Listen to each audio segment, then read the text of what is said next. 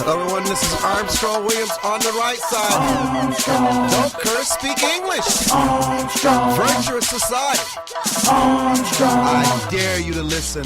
Hey, turn it up. Hey. Armstrong. Get on the right side. Armstrong. Elevate your mind. Armstrong. I'm Armstrong Williams on the right side. Yo, man, it's your boy K.O. And you're tuned into the most conservative of our brothers. Armstrong. The Armstrong Williams Show. Please give me a break. Grow up. Hello, everyone, and welcome to this edition of the Armstrong Williams Show. Oh, my goodness, Ira. Oh, I love going back to yesteryears and the people that was in my life. You think about the people that you were in your life that they shaped you. They were important. They had the intellect. They had the values. And there was always something special about them. And you know, even though you were not talking to them, they were somewhere, somehow contributing to the world. And my guest today is just one of those people, Bob Unger. Bob Unger, welcome to the Armstrong Williams Show. It seems like I've known you since there was a world. I don't know if we go back that far. I'm just telling you what it seems to me. God.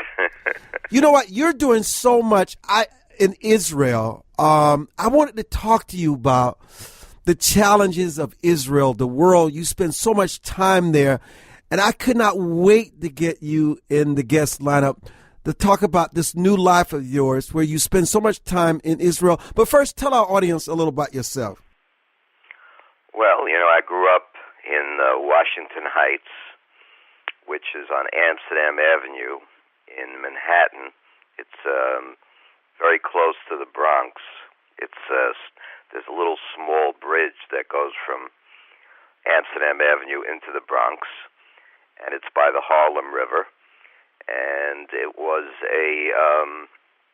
I guess you'd call it a working class neighborhood in terms of, I can remember my father paying rent of $80 a month.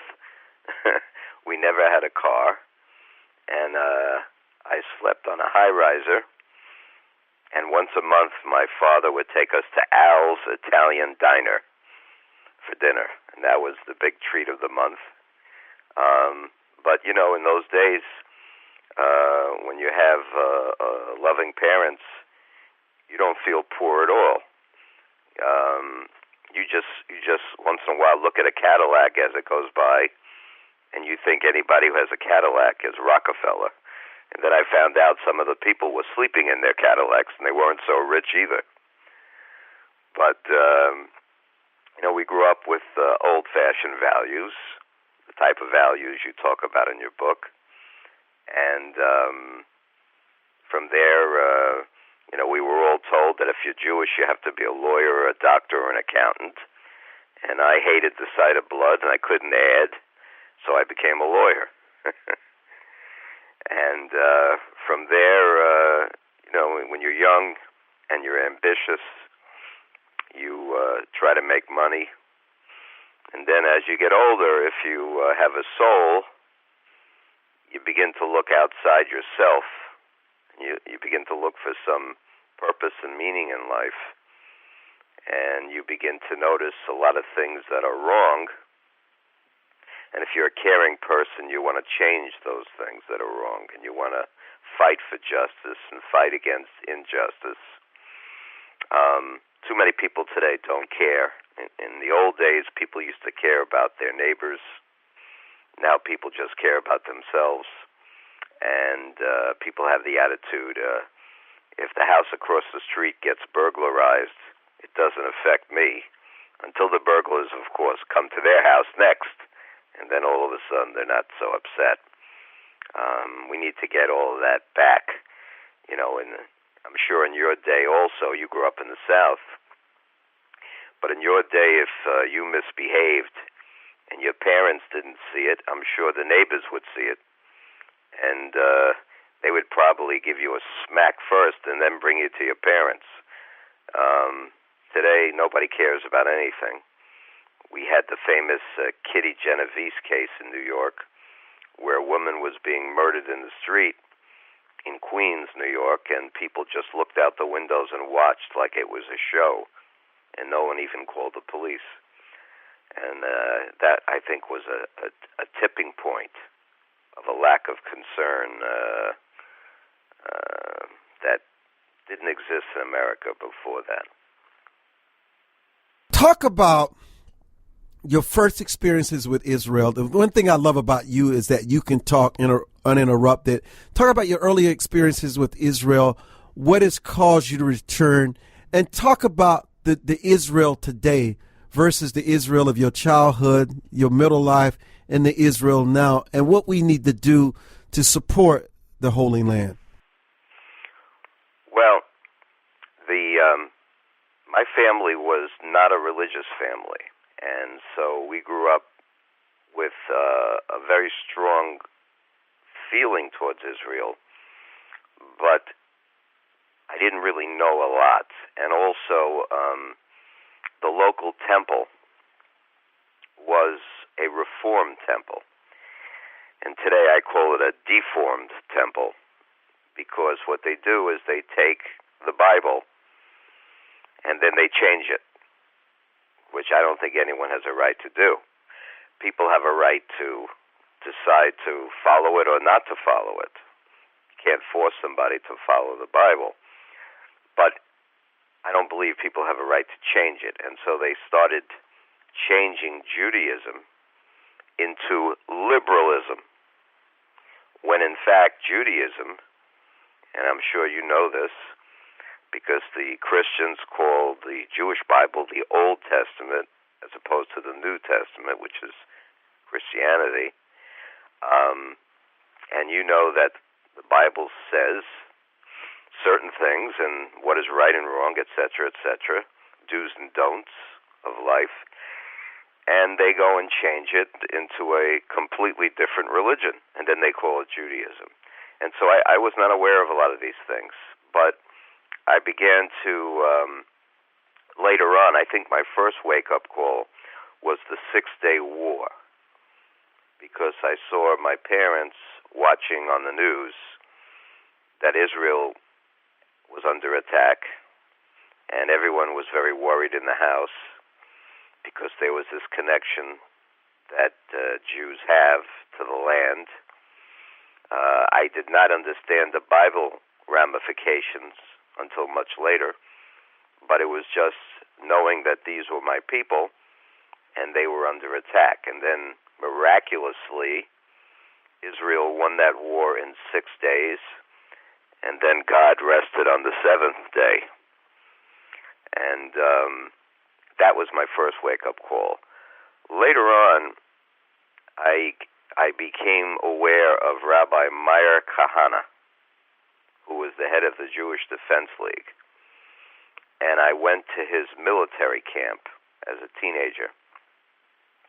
And I learned self-defense, karate, and I continued on in karate, and I even won a couple of national tournaments. And at that point, he started to teach us a lot about Judaism in terms of the religion, but also a lot about Jewish pride, because many Jews in those days had the reputation that if you lifted your fist to a Jew, they would lift their feet and run away. But Rabbi Meir Kahane was the opposite of that. He was all involved in Jewish pride because he had been taught by a man named Ze'ev Jabotinsky, who goes all the way back to the Holocaust.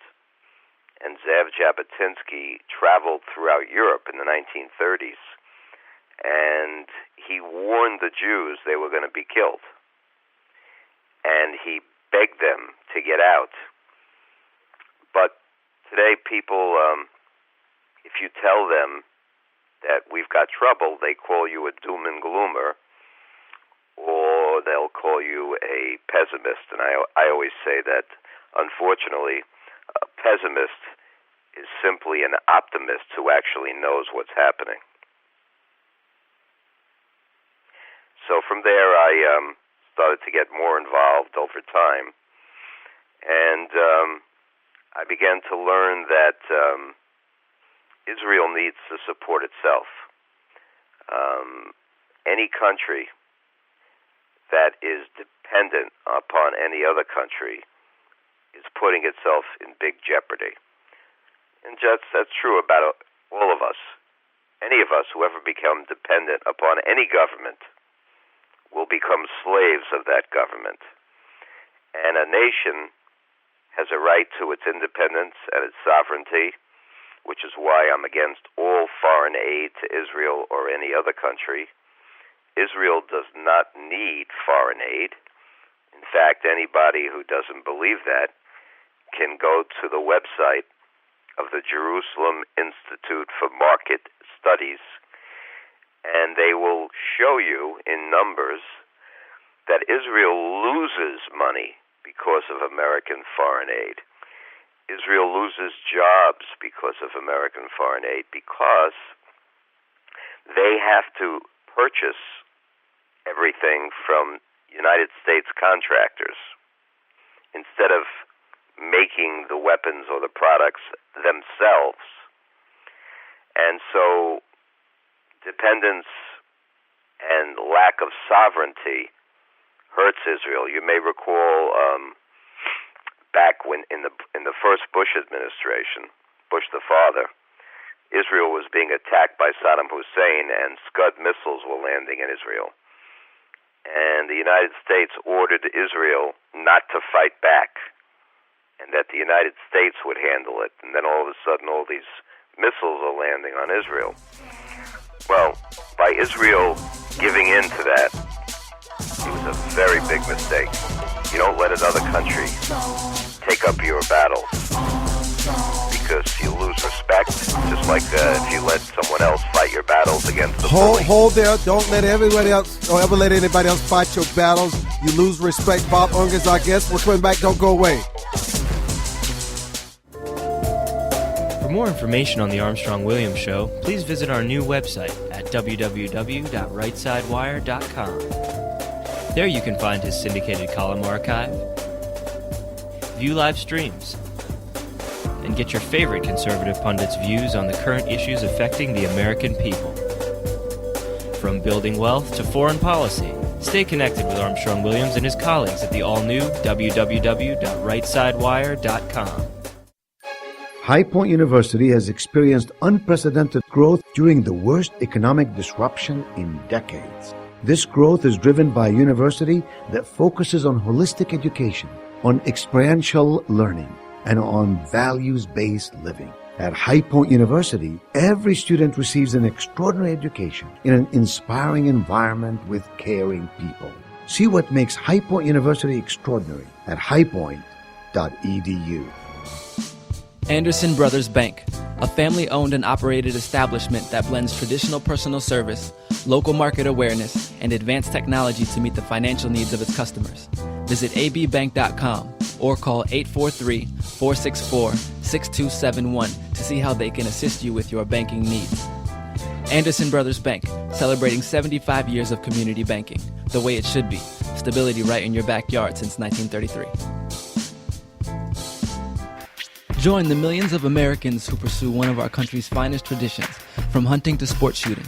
Since 1871, the NRA has grown as a service organization involved in all aspects of shooting sports and is a proud defender of the Bill of Rights. Join today to begin taking advantage of exclusive membership offers and discounts, including up to $25,000 in insurance coverage. Contact the NRA today. Call 1-800-672-3888 or visit nra.org. Life is full of unexpected changes. Everyone has potential to do wrong. And when they choose to do it, contact the Bucksell Group for your private investigation needs. TheBucksellGroup.com or by phone at 202-243-9746. Whether there's an instance of a cheating spouse, child custody, process service, or security, don't continue suspecting. Get closure so that you can move on with your life. Visit TheBucksellGroup.com now or call 202-243-9746. If you think it's happening, it probably is. Where heads of state, sports, entertainment, and political celebrities meet. You're listening to Armstrong-Williams. You know, that's a poignant point you're making. Never allow people can help you, but don't let them take care of you. People can support you, but don't allow them to own you. People can help you in battle, but don't let them take over your battles. Please continue that in the context of what you're saying about Israel. That is so profound what you're saying, Bob Unger. Yes, well, we were talking about the Scud missiles and the United States ordering Israel not to fight back. This sets a terrible, terrible precedent. I mean, look what's happening right now. Israel was pressured by the United States to give their land to the Arabs in Gaza, or in Hebrew, an area called the Gush Katif. And Gaza, or the Gush Katif, as it was when Jews were there, was the most gorgeous place. If you ever want to look at the pictures, just, it's spelled Gushkatif.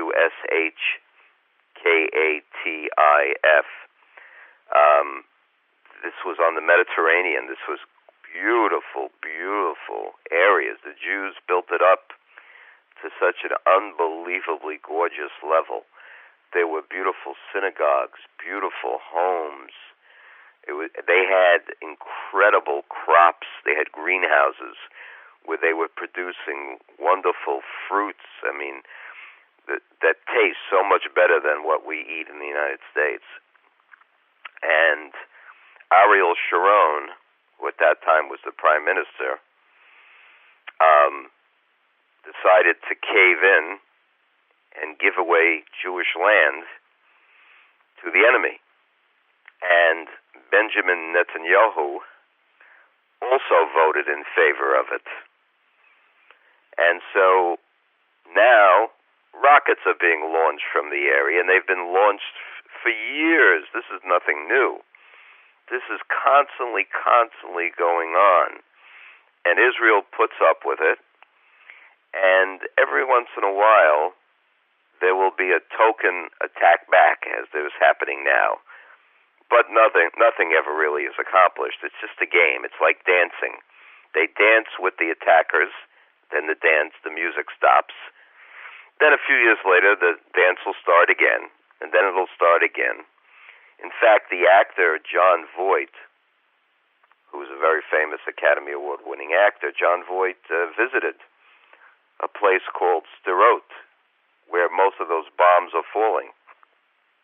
And he sat in the bomb shelters with the children. And these bombs, these rockets, are dropping on them constantly.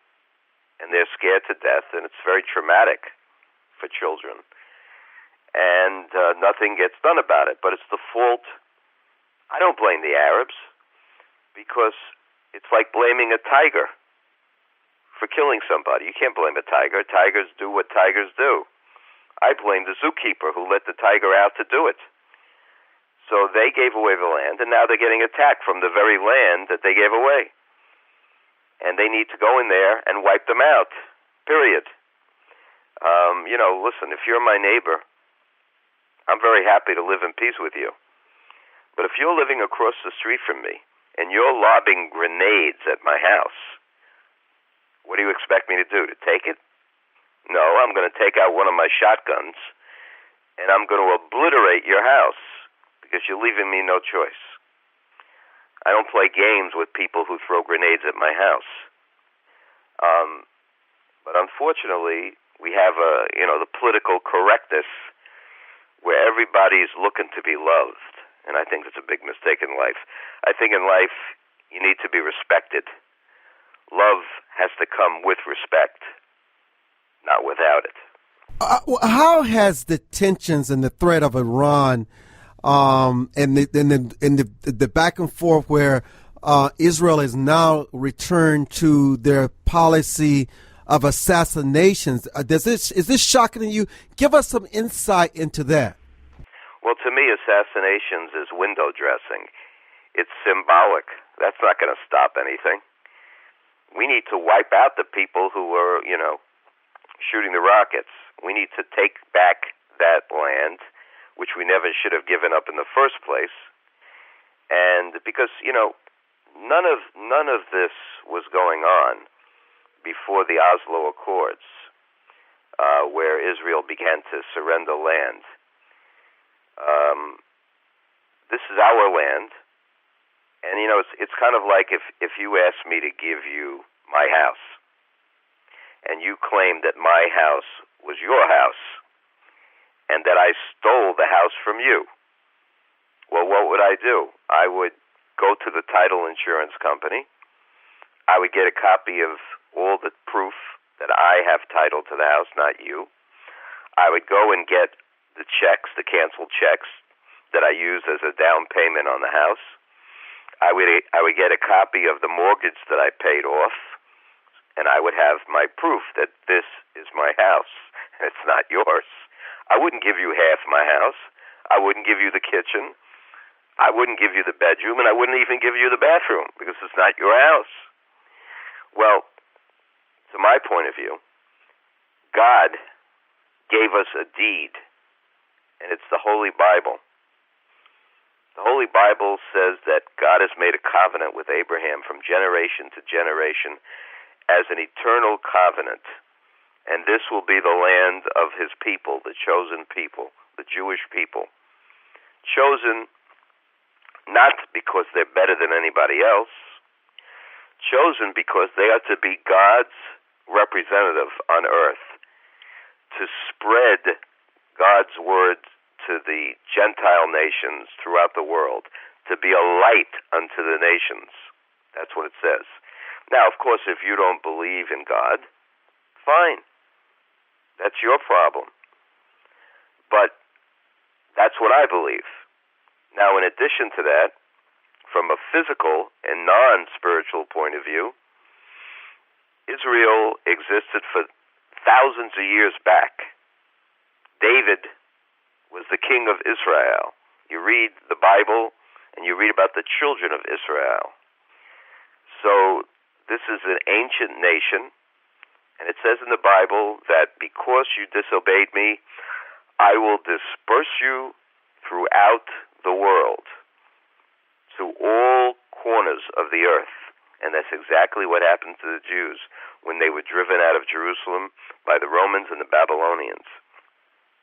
However, God also said that he would bring the Jewish people back, and that is exactly what you saw. You saw a prophecy in the 20th century be fulfilled right in front of your eyes. I mean, what kind of a miracle is that? That would be like the Algonquin or the Iroquois Indians coming back and taking over New York.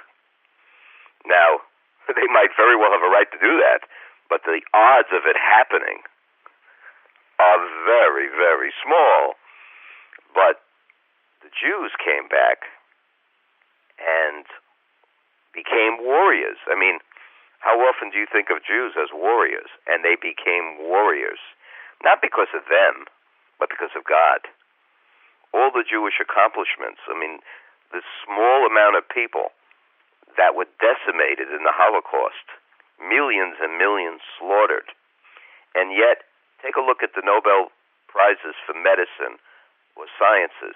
How could such a small amount of people have such a high percentage of Nobel Prizes in medicine and science, literature, every aspect of culture and science and math and you name it?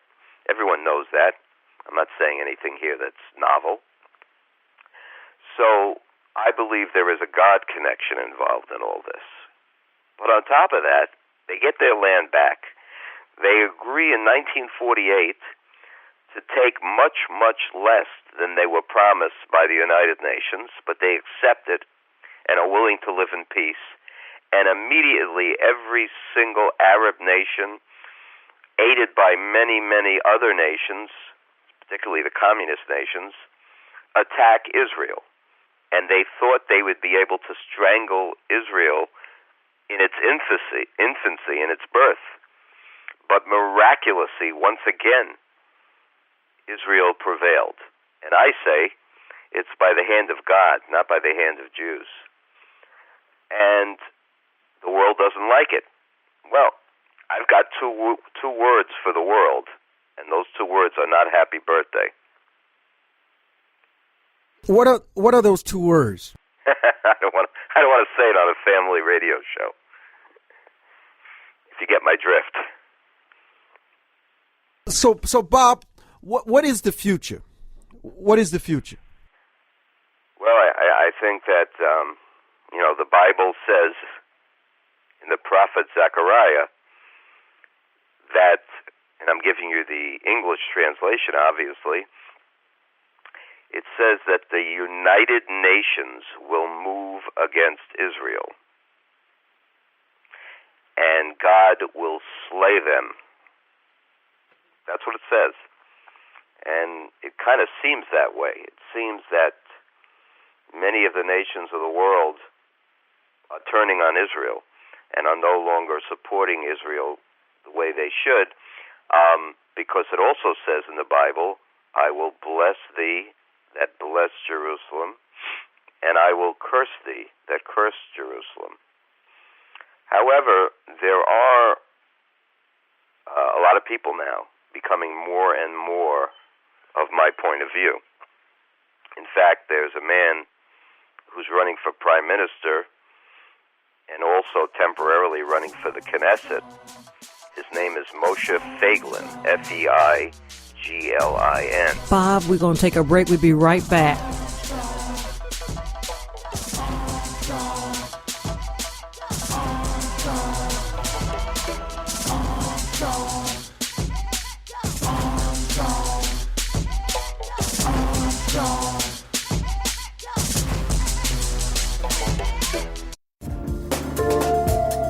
For more information on the Armstrong-Williams Show, please visit our new website at www.rightsidewire.com. There you can find his syndicated column archive, view live streams, and get your favorite conservative pundits' views on the current issues affecting the American people.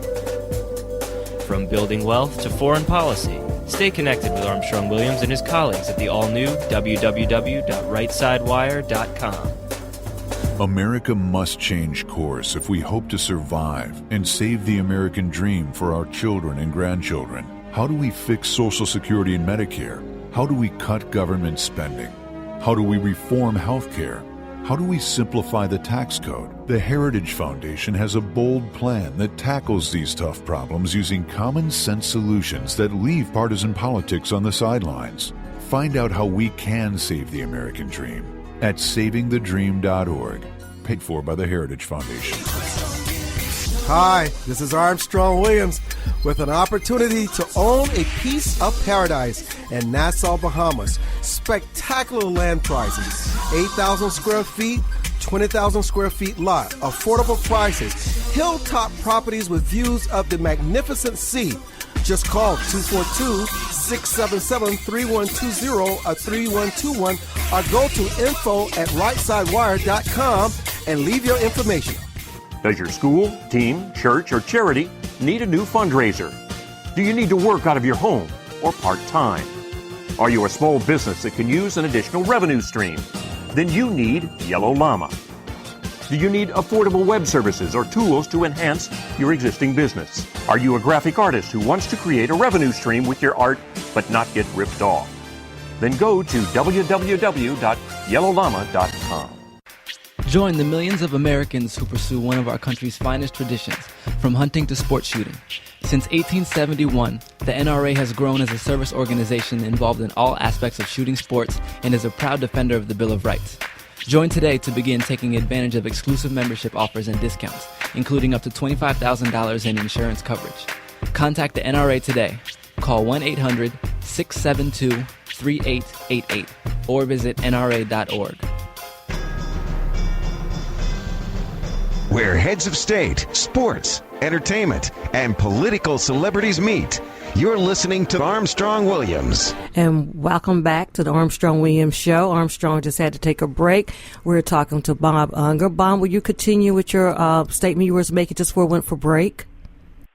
Yeah, well, I was talking about the fact that, the world seems to more and more be opposing Israel. And the world is questioning Israel's right to their land, and that Israel should give away half their land. All the nations of the world are proposing what they call a two-state solution, that Israel should give the enemy half of their nation and have the enemy 5 miles away from Tel Aviv, which of course would be suicidal for so many people because there would be a war eventually. And if you're a friend of Israel, friends don't let friends commit suicide. That's very true. That is very true. Well, I know people are continually going to Israel, and I guess at this point right now, your ask is, should one still go to Israel and visit? Well, I think it's wonderful. In fact, there are many, many Christians that go to Israel. In fact, I was recently with my friend Al Dublanco from Edmonton, Alberta, Canada, and he goes there with a group of about 40 Christians from up in Canada, and that area of Canada is north of Montana. It's all the way up from Montana. And these very righteous people, they own a company called Temple Construction Corporation, named after the Holy Temple in Jerusalem. And their company's up in Canada. And when they go to the Jewish settlements. They go to where the really faithful Jews live in what the New York Nazi Times refers to as the West Bank. And it's not the West Bank, it's Judea and Samaria. The reason why the media calls it the West Bank is because you can't justify throwing a Jew out of Judea. So if you want to throw a Jew out of their land, you got to change the name because the word Jew comes from Judea. So how in the world can you throw a Jew out of Judea? So what do? Well, if you're the New York Nazi Times, you call it the West Bank. And then all of a sudden, you can throw a Jew out of the West Bank. Not a problem. That I didn't know that. That's something new. I didn't know that. Well, this is what the media does. They change names, they change words, they change the language in order to accomplish their goal. George Orwell, in his book 1984, talked about how they would create newspeak so that when you kill a baby, you're really not killing it, you're releasing it from its life. They come up with these euphemisms to cover up the truth. And when you play games with the language, you can fool people. It's like saying a United Nations peacekeeping force. And then the United Nations goes into areas and starts killing people with their troops. But they call it peacekeeping. Well, to me, shooting people is not peacekeeping. It's called war and violence. So, let's tell it like it is. Let's not play games with language. That going on right now with the media, and it takes individuals such as yourself to educate as many of us that are out here listening to understand exactly what the real situation is. Yeah, I didn't hear the last thing you said. No, I was saying that it takes individuals such as yourself to educate us about the real situation, because you're going to get pieces of this and pieces of that, and it's not going to be the real fact. So that's why we appreciate having you and other people. And I think that's a reason why a lot of their traveled individuals, like in the media, different people are invited to go to Israel to get a chance to see firsthand what is going on and have their own personal perspective, as opposed to having the media give you a viewpoint. Right. Well, look, I never heard of a Jew getting on a bus with a bomb strapped to his waist and blowing up the women and children on the bus. I'm not saying that time of war people don't perpetrate violence. Of course they do, and sometimes the violence is justified, unfortunately. But there is a marked difference between the two sides, and justice is on the side of the Jewish people. However, the Jewish leaders themselves are not people who I consider to be leaders. We don't have leadership, moral leadership anymore. We don't have it in the United States. I mean, look what's going on with the generals. I mean, never mind how unprofessional their conduct is.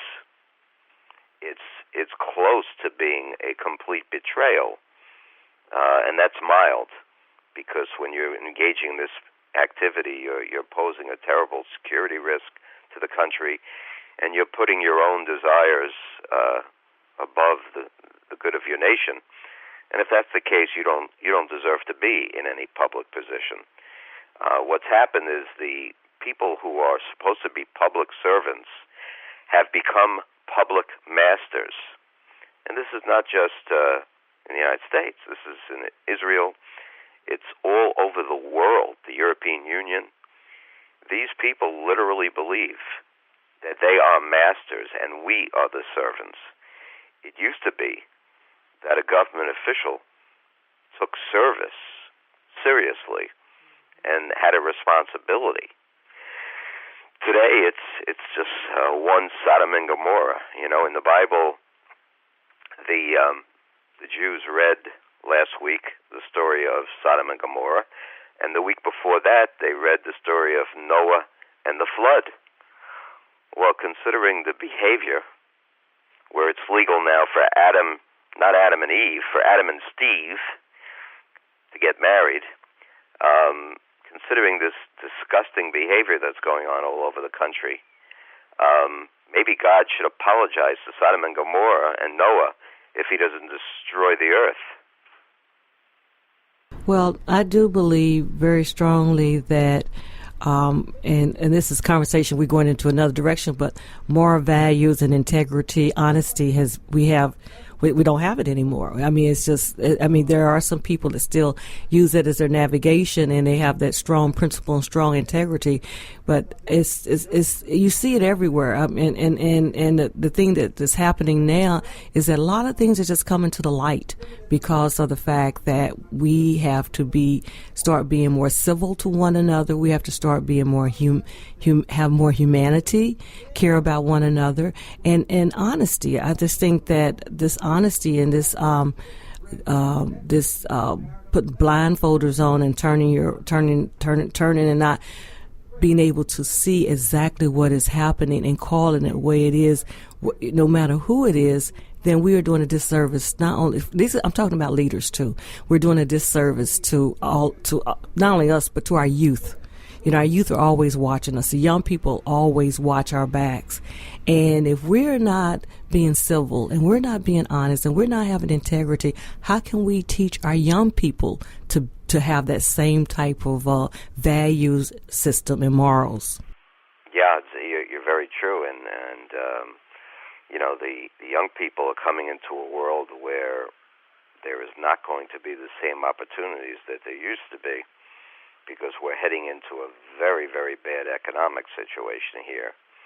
And they're going to need character more than ever, because in hard times, character is really what shows.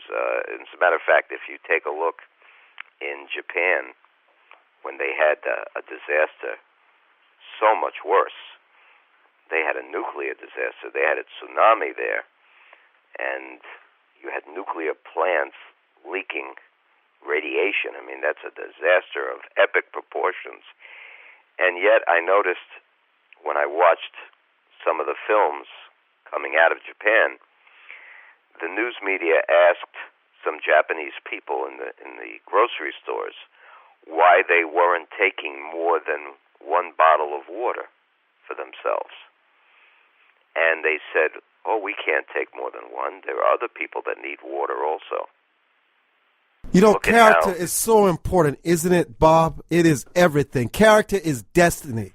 Absolutely. When I do business with somebody, before I talk about how good they are at what they do, how honest they are, is more important first. In other words, you want to know a man's integrity, because if a man doesn't have integrity, then you can't trust anything he says to you, or any promise he makes to you, or any obligation he undertakes to do on your behalf. How can you trust anything they say? And that is what's happening today. How can you trust anything a politician says when every 2 seconds they're changing their mind? I mean, we just had John Boehner say that Obamacare is the law of the land. Well, not too long ago, he was running around saying we're going to repeal Obamacare. I mean, you know, it says that you judge a man by his fruit, and I don't want to hear your words, because what you are is being shown by your actions. And when you make commitments and then just change your mind and don't even explain yourself, as if you don't have a need to explain yourself because you're the master, you're the king, and all the peasants have to do whatever you say. This kind of arrogance, you know, it says that pride goes before the fall. And this kind of arrogant pride that exists today. Bob Unger, it has been a pleasure talking to you. All the best, my brother, and the best during the holiday season. You're Jim. We got to do this again soon. Okay. Great speaking to you.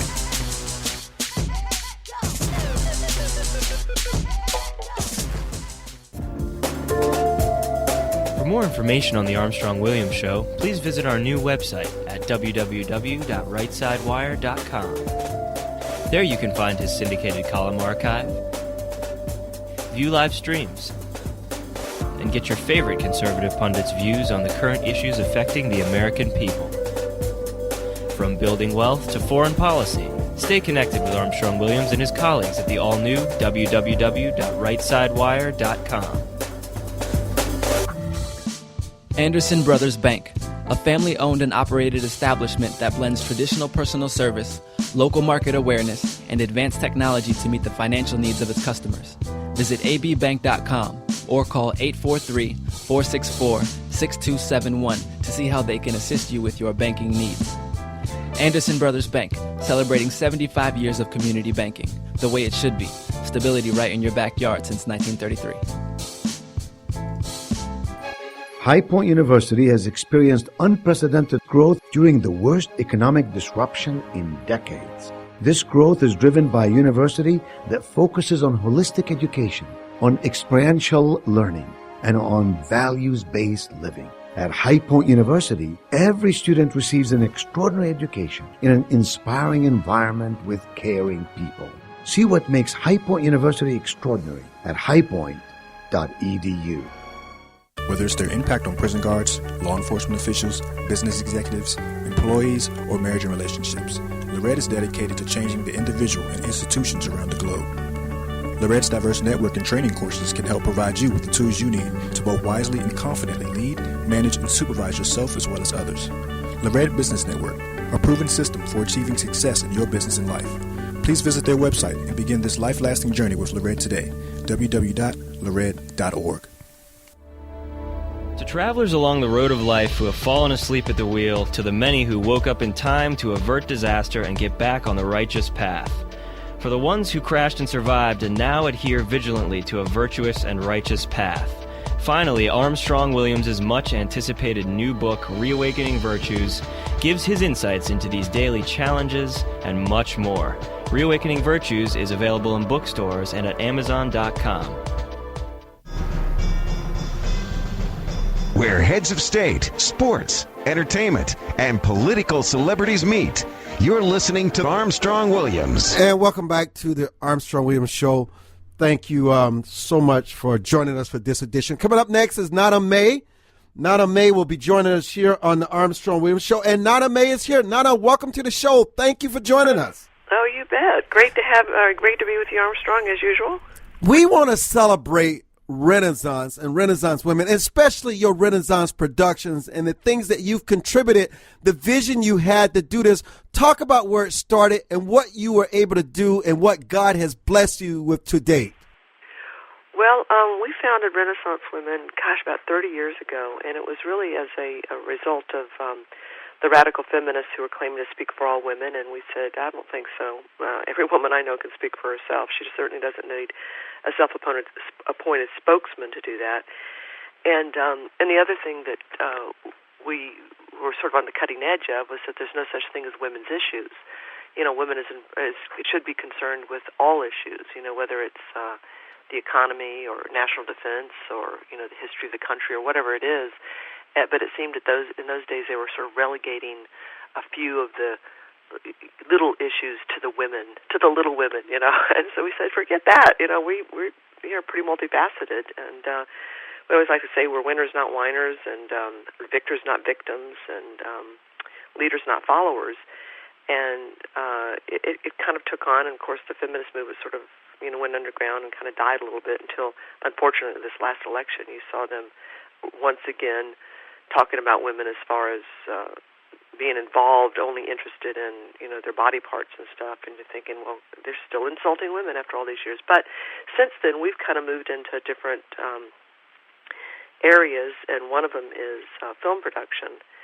And it started out sort of as a gradual move. We had our magazines first. We had Renaissance Magazine and Paradigm 2000 Magazine, and then we had our TV show, and then sort of the natural progression was doing documentaries and then now movies. So what we do is we take young kids, college age or graduated or whatever, and who want to get into the industry, and we train them. We have an internship program where we train them on every aspect of production, whether it's in front of the camera or behind the camera, writing scripts, editing, pre- and post-production.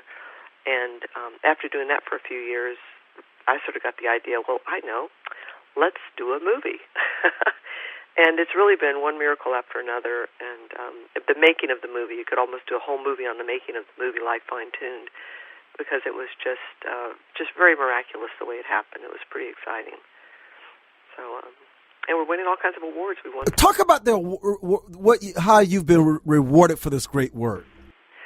Well, because this was our first movie, we thought the best way to get any kind of notoriety or attention or, let our stock go up, so to speak, was to apply to film festivals. You submit your film to a film festival, because then you're being judged by professionals. You're being judged by your peers. And having never done it, we're thinking, of course, that it's great, but we want to know what the rest of the world thinks. So the very first award we won was one here in D.C. It was the TIVA Award, which is basically a peer selection, and I think that one was we won Best Picture, Best Editing, and there's something else I can't remember. And then the big one, though, was the International Family Film Festival out in Hollywood, and we won the Top Applause Award on that one, and we were just blown away by it because we were up against major movies, DreamWorks and some of the major studios, and we won the Top Applause Award. And because of that, then we got attention from some of the other film festivals that were actually now courting us and asking us if they could put our movie in their festival. And one of them was the Chinese American Film Festival, and we won top honors with them. And it was the exact same award that they gave to Hunger Games, The Avengers, and Men in Black 3. And wow. Oh, yeah, that's not bad.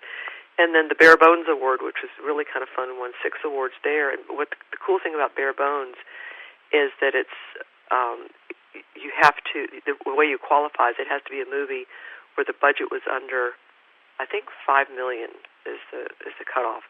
Well, we are so far under $5 million, it's not even funny. I mean, we're basically the food services budget of most movies, and food services is basically the catering. You bring the food in, you got to make sure that everybody's eating well and stuff. So the budget was very, very tiny because the model that we used was the internship model, so that you could not be a star. It was basically to get undiscovered talent. So you couldn't be a star, couldn't have a manager, couldn't belong to a union. So it's sort of like American Idol, but for kids that want to get into the movies. So that kept the price down because we're paying everyone exactly the same internship rate that you would pay someone that wants to learn how to write scripts. So that kept the price down all the way across the board. The most expensive thing was we had a professional film crew, and we had the professional editing and professional sound studio that we used, because those are 3 things that can either make or break a movie. And since we do editing in-house, the editing didn't cost anything, but we have the professionals that do it. The sound studio was they were excellent to work with, and they knew what the process was, so they invited the young interns to come and watch what their process was. And then the agreement we made with the guys behind camera was that they would be willing to answer any questions the kids have, that it was basically an on-site, hands-on training for them to learn how to make a movie, and they were delighted to do it. They said they had so much fun, and the kids just really bonded with them, and it was a wonderful, wonderful experience. The thing is, if you're a young person, even if you graduate with a film degree and you want to go out to Hollywood and get into the movies, you just can't do it. First of all, you got to belong to a union, and you can't just up and belong to a union. You got to prove that you understand the craft. And when you get there, you're plugged into such a tiny little aspect of the filmmaking process, and you can't get out of that little rut. You can't do it. And the saddest thing, though, is that if you come in as, quote, an expert, you can't ask any questions. I mean, they would laugh you off the set. For example, I started the whole day with, okay, I'm going to ask probably one of the stupidest questions in film production because I don't know the answer. What is a line producer? I mean, of course, now I know what the line producer is. They're the ones that pretty much handle the budget for the production, and you need to know that. But the only way you would know that is if you looked it up, online or something, or you could take someone aside and kind of whisper and say, okay, tell me again what a line producer is. But I wanted to make a point that it was a learning process. They were all there to learn. Even I am there to learn. I had to write down first AD, second AD, first AC, second AC, what the DP is, and on and on and on. And going like MOS. What does MOS stand for? It stands for without sound. And you're going, well, why isn't it WOS? I thought MOS was man on the street. Man on the street. No. When you mark a scene as MOS, it means it's without sound. And I said, well, why isn't it WOS, without sound? And they told the cutest story. They said, well, when they first started doing the talkies and the sound, one of the first people that was the sound technician was German, and he would say mit-out sound. So he would write it MOS. So after 80 or 90 years, it's still MOS in the industry. And so there's these cute, tiny little things like that you learn that you're able to pass on, and it really does sort of make or break you in the industry, because if you go onto a set and you don't know these tiny little nuances, then people are going to go, well, we can't take you seriously. You don't even know what a first AD is. The first AD is your first assistant director, and the second AD is your second assistant director. And what that does is that frees you up as the director to focus on the acting. And the first AD is the mean you that yells, quiet on the set, and gets everyone, quiet and organized and yells at people. And the second AD is the second you, and that's the one that's very sweet and calms the actors down, runs lines with them, makes sure that they're, where they're supposed to be, when they're supposed to be. So basically, you've divided the director into three people. And I'm telling you, whoever came up with that system is just brilliant. And so that was one of the things we were all learning together, was that the Hollywood system is very organized and very precise in the way it is, and it makes sense. It just totally makes sense with all the different structures that they've created. But it's one of those, you peel back the onion and you find it and you go, whoa, this is pretty interesting. So, and it's been very exciting with the movie. A lot of the kids have gone off now and signed with agents, have managers, have been now in 2 or 3 other movies since ours. So it served the purpose of getting them discovered. And, and then a lot of the crew have gone off and have worked on other films as well. I cannot tell you how much you've empowered women and employed people, and it's just such a celebration that in a tough economy that you find a way to create jobs. What a tribute to you and the fact that you find solutions, not just talk about the problems. Well, we have fun doing it. I mean, when you stop having fun, then you should stop doing it. But we keep moving from one fun project to another, and I like it that with this project there were at least 40 lives that were changed by it, which is pretty exciting. And it's kind of like their careers were all jump-started. And the other interesting thing is, I don't know if you know what the IMDb page is. It's like the Internet Media Database is what it stands for. But it's kind of like being... you can't just get a page on IMDb, but you have to have a page on IMDb to get a job. It's a real catch-22, or get a job in the industry.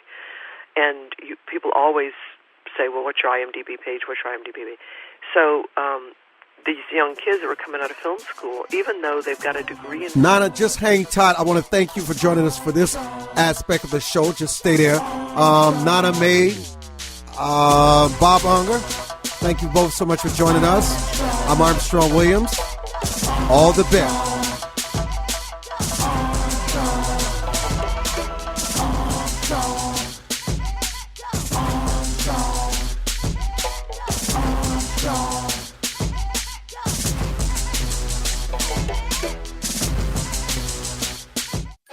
High Point University has experienced unprecedented growth during the worst economic disruption in decades. This growth is driven by a university that focuses on holistic education, on experiential learning, and on values-based living. At High Point University, every student receives an extraordinary education in an inspiring environment with caring people.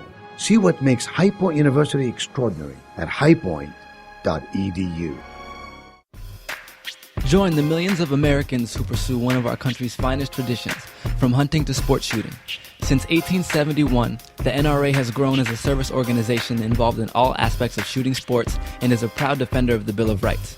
Join today to begin taking advantage of exclusive membership offers and discounts, including up to $25,000 in insurance coverage. Contact the NRA today.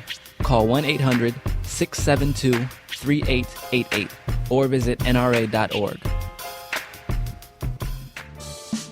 Anderson Brothers Bank, a family-owned and operated establishment that blends traditional personal service, local market awareness, and advanced technology to meet the financial needs of its customers. Visit abbank.com or call 843-464-6271 to see how they can assist you with your banking needs. Anderson Brothers Bank, celebrating 75 years of community banking, the way it should be. Stability right in your backyard since 1933. Life is full of unexpected changes. Everyone has potential to do wrong. And when they choose to do it, contact the Bucksell Group for your private investigation needs. TheBucksellGroup.com or by phone at 202-243-9746. Whether there's an instance of a cheating spouse, child custody, process service, or security, don't continue suspecting. Get closure so that you can move on with your life. Visit TheBucksellGroup.com now or call 202-243-9746. If you think it's happening, it probably is. America must change course if we hope to survive and save the American dream for our children and grandchildren. How do we fix Social Security and Medicare? How do we cut government spending? How do we reform health care? How do we simplify the tax code? The Heritage Foundation has a bold plan that tackles these tough problems using common sense solutions that leave partisan politics on the sidelines. Find out how we can save the American dream at savingthedream.org, paid for by the Heritage Foundation. Does your school, team, church, or charity need a new fundraiser? Do you need to work out of your home or part-time? Are you a small business that can use an additional revenue stream? Then you need Yellow Llama. Do you need affordable web services or tools to enhance your existing business? Are you a graphic artist who wants to create a revenue stream with your art but not get ripped off? Then go to www.yellowllama.com.